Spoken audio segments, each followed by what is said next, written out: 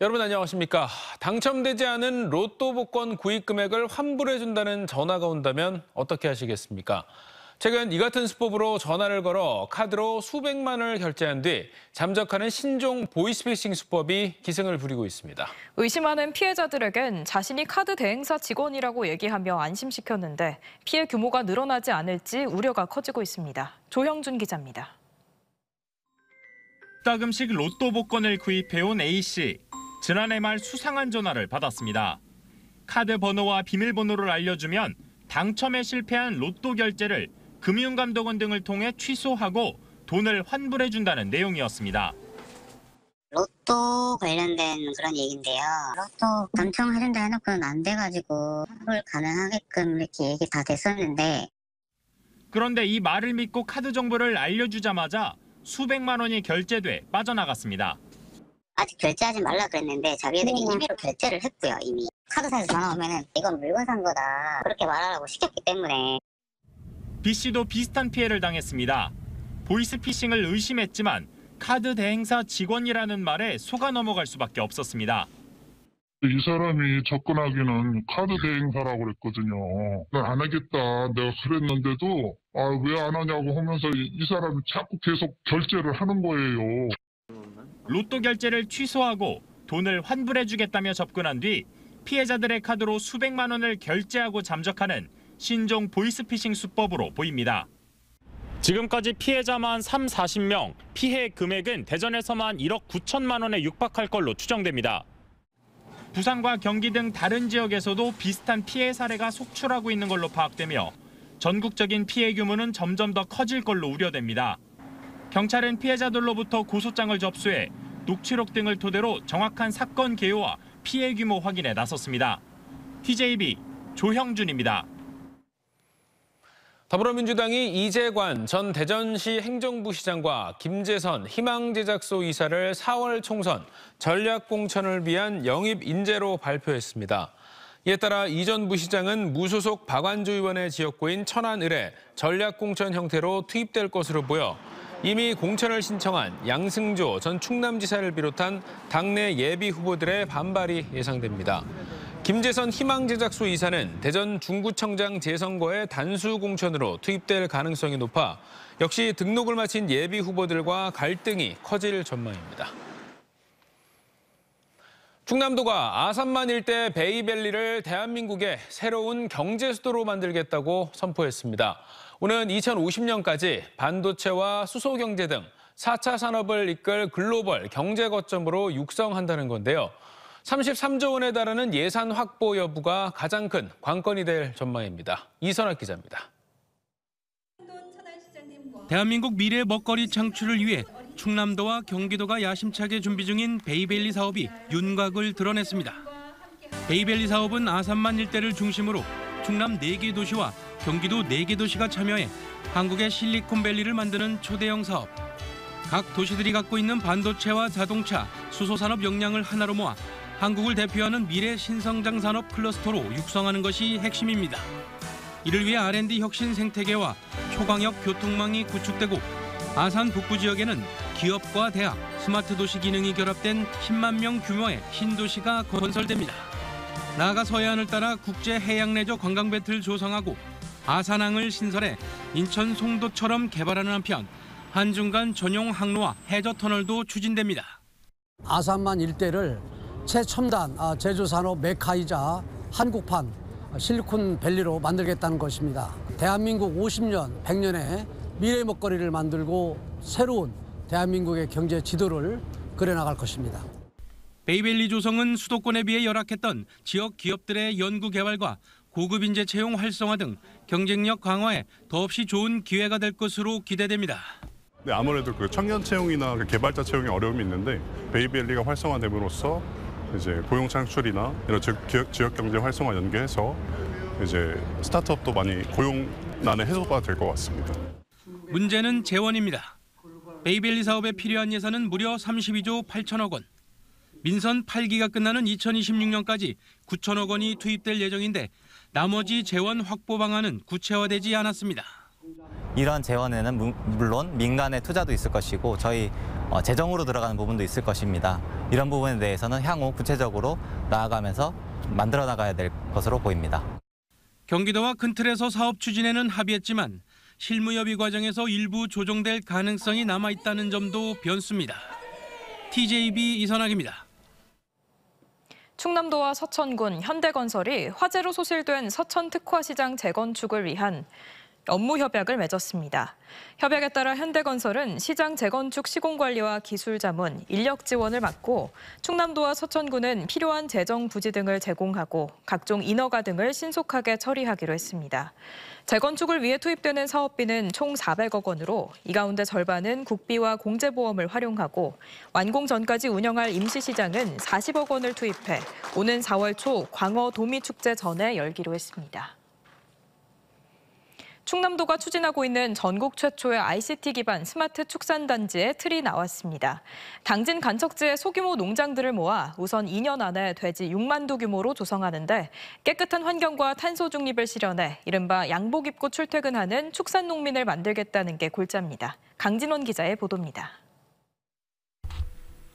맛있는 돼지고기를 생산해 소비자들에게 공급하는 양돈 농장. 하지만 농장 주변은 환경오염과 전염병 등으로 몸살을 앓는 경우가 많습니다. 농민 생존권과 주민들의 환경권이 맞서는 건데 충남도가 전국 최초의 ICT 기반 스마트 축산단지를 해법으로 제시했습니다. 충남도는 전북대 등 연구팀에 의뢰한 이른바 충남형 스마트 축산단지의 모델을 만드는 연구 용역 최종 보고회를 가졌습니다. 단지는 우선 6만 두의 양돈 규모로 출발합니다. 소규모 농장들을 당진 성문 간척지로 이전해 단지를 만들고 악취 제로의 첨단 환경 기법으로 운영합니다. 태양광 등으로 단지를 가동하고 축산 분뇨를 활용해 전기를 만든 뒤 주변 도시에 공급하는 게 골자입니다. 단지 안에는 2층짜리 사육장과 분뇨 처리 에너지화 공간, 방역시설, 스마트 온실, 조사료 단지, 도축시설 등이 포함됩니다. 하루 400톤의 분뇨를 처리해 연간 바이오가스 360만 톤과 전력을 다량 생산할 수 있고 전력 판매로 20억 원의 수익과 더불어 온실가스 7천여 톤의 절감도 기대됩니다. 집중화되다 보니까 악취, 그다음 민원 또는 이제 그 가축 분뇨 문제들을 한 번에 해결할 수 있다는 강점이 있습니다. 그리고 나오는 가축 분뇨는 빠르게 신속 수거해서 악취도 저감하지만 거기서부터 이제 메탄, 바이오가스화 시설부터 수소까지 만들 수 있는 그런 시설이 되겠습니다. 입식과 도축, 에너지 생산 등 전 과정을 특수법인이 맡아 운영하고 농민들은 노하우를 바탕으로 사육에만 전념할 수 있어서 축산 농민들도 산뜻한 복장으로 출퇴근하는 직업인이 될 수 있다는 구상입니다. 국내 곳곳에서 전염병, 악취 등 다양한 문제가 발생하고 있습니다. 스마트 축산단지는 생산, 도축, 육가공 등 전 과정이 원스톱으로 이루어지기 때문에 양복 입고 출퇴근하는 최첨단 축사로 조성을 할 것입니다. 충남도는 용역 결과를 토대로 2026년까지 성문 간척지 6만 두를 시작으로 성문과 보령, 서천, 부사 간척지에도 각각 30만 두씩 스마트 축산단지를 확대할 계획입니다. TJB 강진원입니다.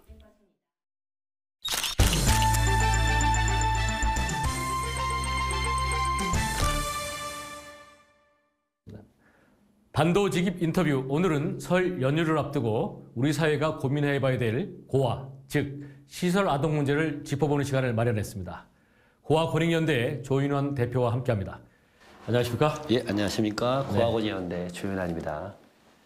한국전쟁과 산업화 당시는 시대적 상황 때문에 시설 아동의 수가 많을 수밖에 없었지만 이제 선진국 대열에 올라선 요즘은 아무래도 그 수가 확 줄어들지 않았을까요? 2018년도 정도 한 5천 명 버려졌다가 저출산의 영향으로 지금 현재 매년 한 3천 명 가까이 아이들이 이제 시설로 이제 들어가고 있습니다. 그런데 이제 저출산의 영향이 있고요. 버려진 아이의 숫자가 여전히 3천 명이 육박하다는 것은 숫자는 줄어들지만 퍼센트 늘어났다 보시면 됩니다. 그렇다면 그 충청권은 전체 그 비율이 어느 정도나 됩니까? 전국에 3천 명 정도가 이게 버려졌다면 충청도는 그중에서 한 10%, 한 300명에서 200명 정도 충청권에서 이게 발생된 아이라고 보면 됩니다. 우리나라의 복지 체계나 정부의 지원도 탄탄해져서 시설 아동의 처우도 개선됐기 때문에 아무래도 그 사회적 소외감은 많이 줄어들지 않았을까요? 국민적 관심, 그 정치적 관심도 많이 늘어나서 보여지는 어떤 그 환경들은 많이 좋아진 건 사실이지만 실제적으로 정서적 지원, 가족, 정 이거는 여전히 아무런 변화는 없습니다. 상대적으로 더 박탈되게 느껴지는 고립됨, 외로움 그런 것들이 더 오히려 더 심화될 수밖에 없지 않나. 작년에도 계속 우리 자립준비 청년들이 계속 자살 이야기도 많이 나오잖아요. 겉으로는 아무리 좋은 옷을 입을지라도 사람과의 어떤 교류, 감정 교류, 공감 형성에서는 여전히 부족함을 느끼고 있죠. 우리 시설 아동들이 가장 원하는 것을 반영해서 우선적으로 개선해야 될 점과 또 지원해야 할 것은 어떤 것들이 있을까요? 보호자로서 때로는 이제 아이를 대변해주는 그런 사람이 좀 실제로 필요합니다. 외부에서 그런 멘토 역할을 해줘서 보여주는 것보다도 보여주는 지원보다는 보이지 않는 정서적 지원이거든요. 그래서 저는 가정 체험이 대한민국에 많이 활성화되어야 한다고 생각합니다. 예, 시설이 아닌 평범한 가정. 그래야만 사회생활을 할 때 가정을 아는 분들하고 교류가 가능하거든요. 예, 가장 중요하다고 생각합니다. 우리 조 대표님은 부여에서 시설 아동으로서 생활하셨고 또 대전에서 대학원도 나오셨는데 지역에서 거주하지 않으시고 오히려 생활의 터전을 서울로 옮기셨는데 특별한 이유가 있으셨나요? 그 시설에 나온 분들이 이제 가장 힘든 게 외로움이잖아요. 우리는 집단 생활을 많이 했기 때문에 사람이 없는 곳보다는 사람이 많은 곳을 가야 그나마 조금 그 외로움을 달랠 수 있거든요. 그래서 서울이 조금 많은 사람들을 이렇게 교류할 수 있고 어울릴 수 있고 그러면서 좀 외로움을 달랠 수 있는 기회가 많아지니까요. 예. 대표님은 사실은 낳자마자 부모님을 여의신 게 아니고 네네. 버려진 측면이 있다고 들었어요. 네. 나중에 네. 부모님을 좀 따로 만나볼 기회가 있었나요? 제가 고아를 살았지만 고아의 삶에 있어서 그걸 극복했고 또 일어섰기 때문에 내가 부모님의 도움이 필요하다면 내가 도움을 드려야겠다는 마음을 전 찾았습니다. 그 부모님을 만나면서 제가 많은 정서적 많이 치유 그리고 회복되는 경험을 많이 했죠. 제가. 더 중요한 건 시설 아동이 성인이 됐을 때 당당한 사회 구성원이 되어야 하는 건데 당사자들은 오히려 이것이 더 혹독한 시련으로 다가온다고 하는데 왜 그럴까요? 그 아이들은 너는 어렸을 때부터 너희는 몇 살까지만 도와줄 거다. 그 이후에는 그때부터 너희 책임이다 하고 단칼로 자르는 느낌. 그러니까 우리는 가족들 그렇게 자르지 않잖아요. 좀 그런 압박감보다는 자연스럽게 아이가 사회에 묻어날 수 있도록 계속 지켜봐주면서 뒤에서 밀어주고 그런 자립 기간을 완화했으면 하는 마음입니다. 한 아이를 키울 때도 한 마을이 키운다잖아요. 후견인 제도는 그게 가장 근본적인 겁니다. 왜냐하면 진짜 법적으로 아이를 책임질 수 있는 사람, 경찰서든 관공서든 법적인 역할을 할 수 있는 후견인이 반드시 필요합니다. 그래야만 아이들이 안전하게 그리고 국가에서 지원하는 지원도 잘 보존이 돼요. 근데 그 후견인이 없으면 자기가 그거를 지키질 못해요. 탕진하거나 빼앗기거나 이렇게 되거든요. 예. 네, 오늘 말씀 고맙습니다. 예, 감사합니다.